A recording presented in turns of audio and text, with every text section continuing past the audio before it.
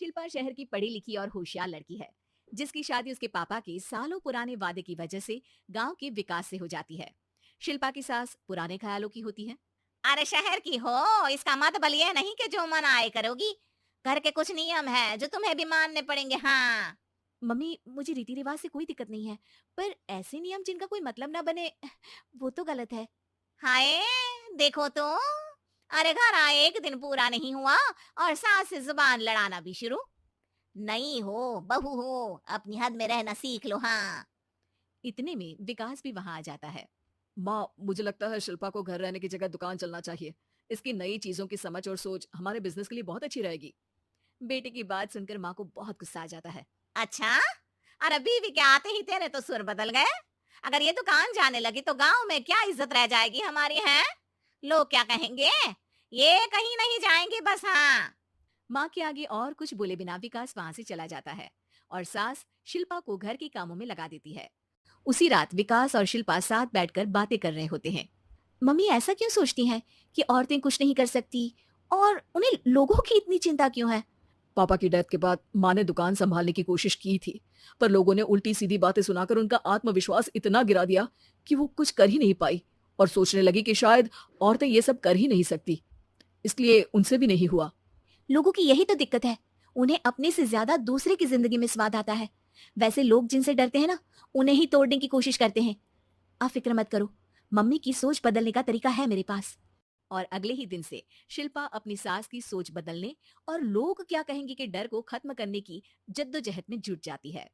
Mummy, आपको पता है, गीता बबीता, अरे जिनके ऊपर दंगल फिल्म भी बनी है, मैं फिल्म बिल में नहीं देखती। हाँ। वो हरियाणा की लड़कियां हैं। दोनों रेसलर हैं। उन्होंने जब ये शुरू किया था ना, तो लोगों ने बहुत बातें बनाई, बुरा भला बोला, मजाक भी बनाया, लेकिन उन्होंने ना किसी की सुनी, ना अपने ऊपर से विश्वास खोया और ना ही हार मानी। और देखो आज किस मुकाम पर है। अरे तो ये सब मुझे क्यों सुना रही है। हाँ।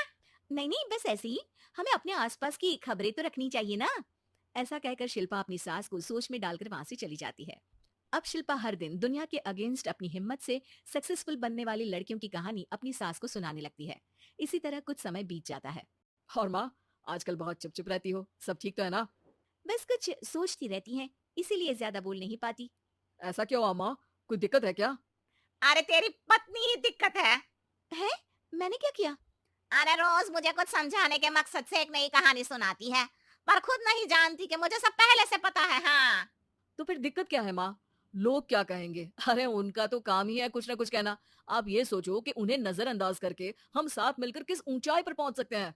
बेटे और बहू की बातों से सोच में पड़ी माँ वहां से चली जाती है।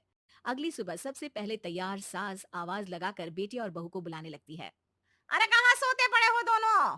किसी को घर में कोई काम नहीं है का। हाँ। सास की आवाज सुन शिल्पा भागती हुई कमरे से बाहर निकल आती है, जिसके पीछे विकास भी बाहर आ जाता है। मम्मी, आप इतनी सुबह तैयार होकर कहाँ जा रही हैं? अरे किसी नई शुरुआत से पहले भगवान का आशीर्वाद बनता है या नहीं। मैं सीधा दुकान जाऊंगी, तुम काम निपटा कर आ जाना है। सास की बात सुन शिल्पा और विकास खुशी से फूले नहीं समाते। ये हुई ना मेरी माँ वाली बात। पूरा परिवार मिलकर दुकान पर काम करने लगता है, जिसमें विकास और उसकी माँ दुकान संभालते हैं, तो शिल्पा काम को ऑनलाइन डाल शहर और इंटरनेट का काम संभालने लगती है, जिसे देख गांव में लोगों के बीच गॉसिप शुरू होते देर नहीं लगती।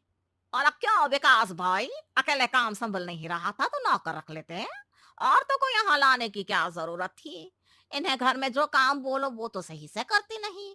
यहाँ आकर तो तुम्हें डुबा ही देंगी। अरे भाई साहब, अगर आपके घर की औरतें सही से काम नहीं करती ना, तो हमें उससे कोई लेना देना नहीं। यहाँ आपकी पंचायत के लिए किसी के पास समय नहीं है। हाँ। करारा जवाब सुन बातें सुनाने आए लोग मुंह लटकाए उल्टे पैर वापस चले जाते हैं। वाह मम्मी, ये तो अब दोबारा कभी भूल कर भी यहाँ नहीं आएंगे। I am so proud of you. अरे बहुत हुआ। हाँ, काम पर लगो चलो। तीनों आपस में काम बांटकर अपने अपने काम पर लग जाते हैं।